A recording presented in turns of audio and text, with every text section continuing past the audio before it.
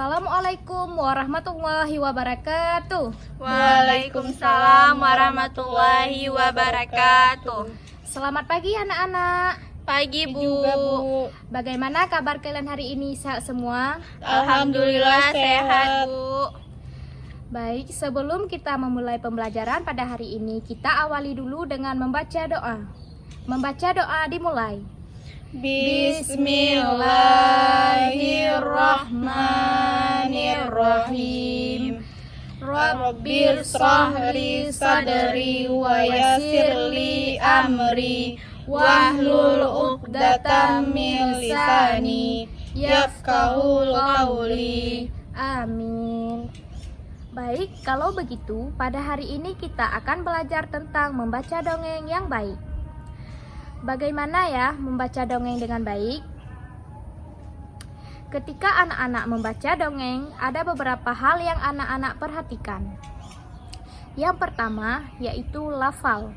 Lafal adalah pengucapan kata, yaitu mengucapkan kata dengan tepat, menggunakan frasa yang tepat. Selanjutnya yang kedua, intonasi suara.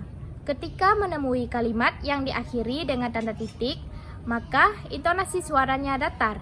Ketika menemui kalimat yang diakhiri dengan tanda tanya, maka intonasi suaranya menurun. Ketika menemui kalimat yang diakhiri dengan tanda seru, maka intonasinya agak naik.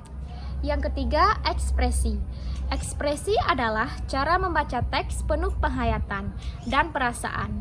Jadi, ketika kita membaca teks harus dengan penuh penghayatan dan perasaan.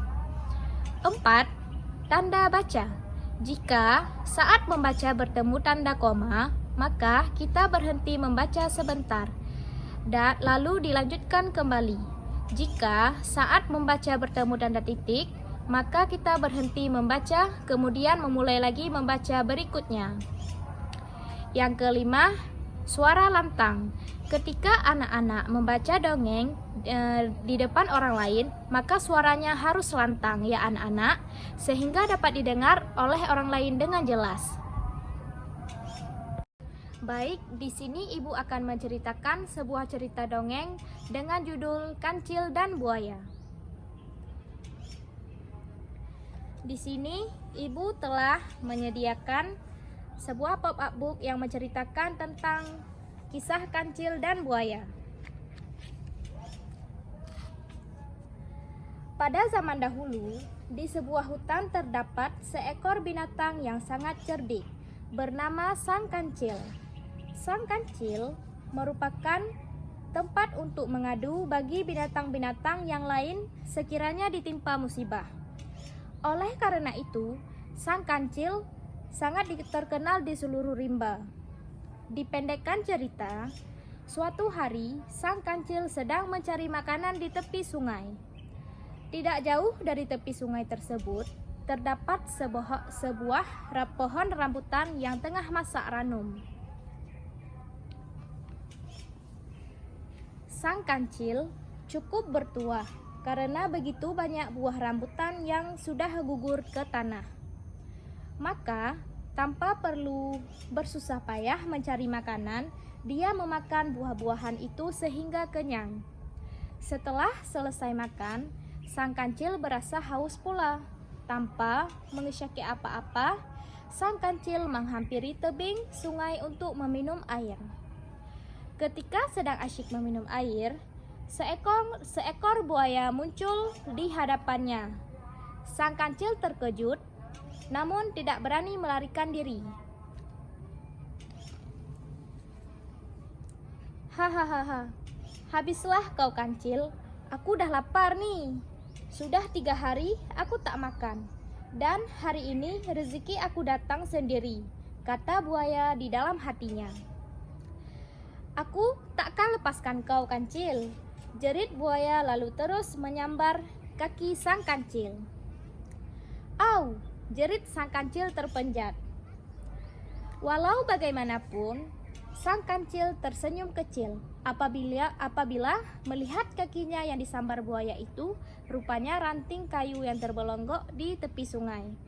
Namun, dia harus berpura-pura sakit supaya buaya tidak perasaan kesilapannya. Sebelum kau makan aku, wahai sang buaya yang bijaksana, izinkan aku menyanyikan sebuah lagu untuk kali terakhirnya, kata sang kancil seolah-olah merayu. Buaya yang tidak pernah dipuji itu terus berasa bangga. Selama ini, sakit telinganya mendengar binatang-binatang di hutan itu asik memuji-memuji kebijaksanaan sang kancil. Baiklah, tapi sudahkan lagu itu cepat sedikit. Aku sudah tidak sabar untuk meratah daging kau yang sedap nih. Balas buaya megah tetapi masih tidak melepaskan kaki sang kancil yang sebenarnya hanyalah ranting kayu yang digigitnya itu. Sang kancil tersenyum sendiri dengan kebodohan sang buaya. Tanpa membuang masa, sang kancil mula bernyanyi. 1, 2, dan 3, sang kancil bijaksana. Silapnya cuma sikit, buaya salah gigit. Itu bukan kakiku, hanyalah kayu. Nyanyi sang kancil. Kemudian terus melarikan diri dari sang buaya yang baru menyadari kesilapannya itu. Sang buaya yang baru sahaja terlepas makanannya itu, buaya berasa sangat geram dan marah. Walaupun begitu, tiada apa-apa yang boleh dilakukan karena sang kancil sudah pun menghilang di sebalik semak. Buaya terpaksa akur menunggu mangsa yang lain pula. Begitulah pengakhiran kisah sang kancil dan buaya. Tamat.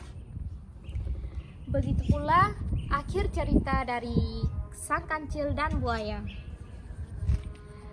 Nah, menurut anak-anak, bagaimanakah sifat sang kancil dalam cerita tersebut? Ada yang mau menjawab pertanyaan dari Ibu? Ada, Bu. Ya, Yani, silahkan ke depan. Baik, Bu, saya akan menjawab pertanyaan Ibu. Menurut saya, kancil adalah sosok hewan yang cerdik. Iya, betul sekali anak-anak. Kancil memiliki sifat yang sangat cerdik. Dia mempunyai banyak ide dalam berbagai hal. Dan dia juga banyak membantu binatang yang ada di hutan, sehingga dia dikenal di seluruh rimba. Nah, setelah kita belajar membaca dongeng dengan baik, apakah anak-anak sudah mengerti bagaimana cara membaca dongeng dengan baik? Sudah, Bu.